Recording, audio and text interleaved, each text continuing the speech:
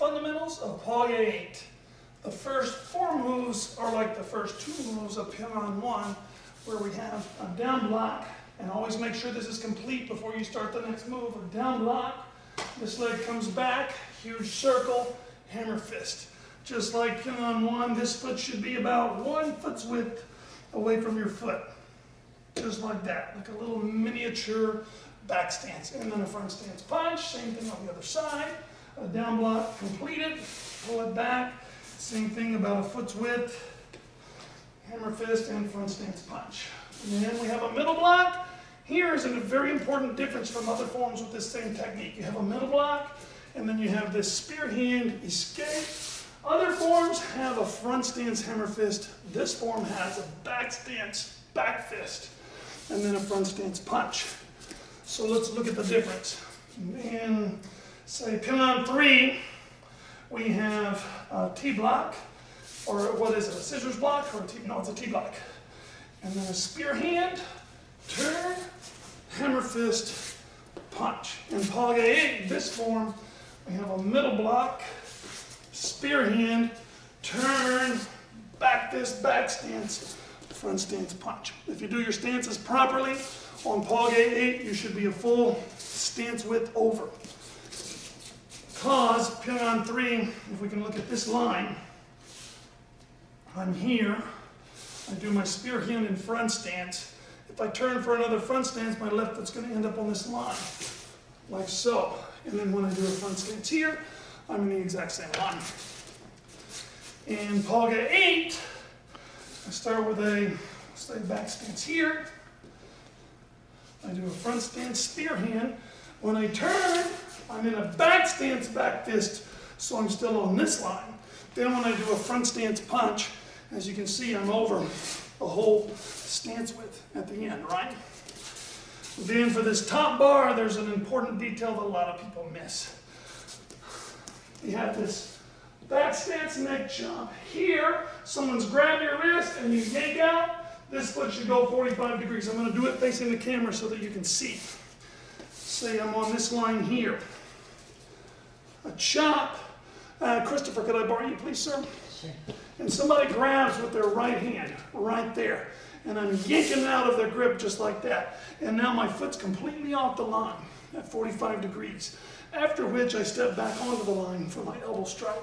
So you've just chopped, they grab, you yank it out this way, 45 degrees. And then elbow strike, block punch. Thank you, Christopher. And then the same thing on the other side.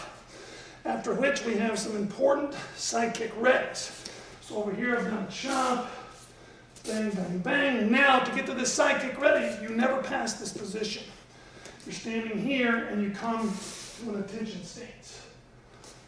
I'm standing here, I come to an attention stance and then pull the leg straight up. You never pass this position. You're there, you go to here, pull back. That happens in this direction. You're here, side kick, elbow strike, ready.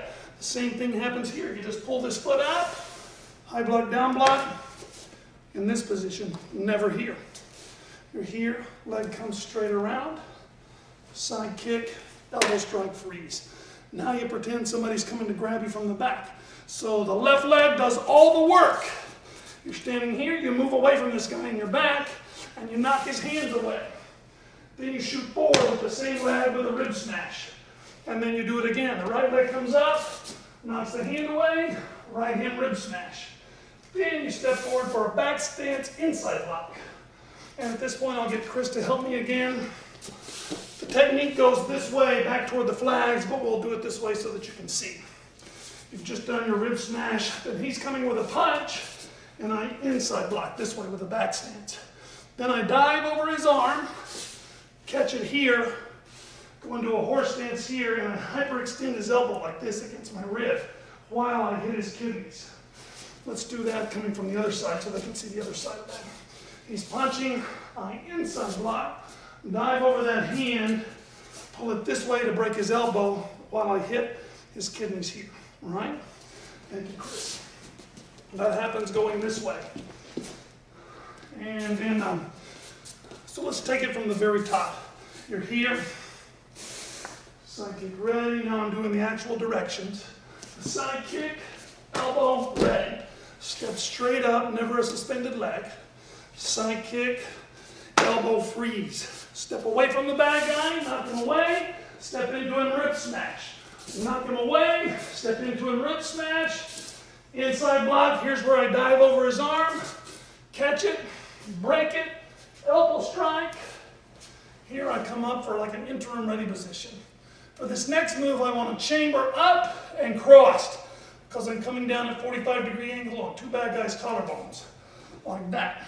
Then I just step over, elbow strike to somebody behind me, punch over my shoulder, elbow strike in the tummy to somebody behind me, and punch over my shoulder. There's a lot of different interpretations for those moves, but that's the interpretation that we use. And thanks a bunch for watching, and I hope you enjoy working on Palgwe 8.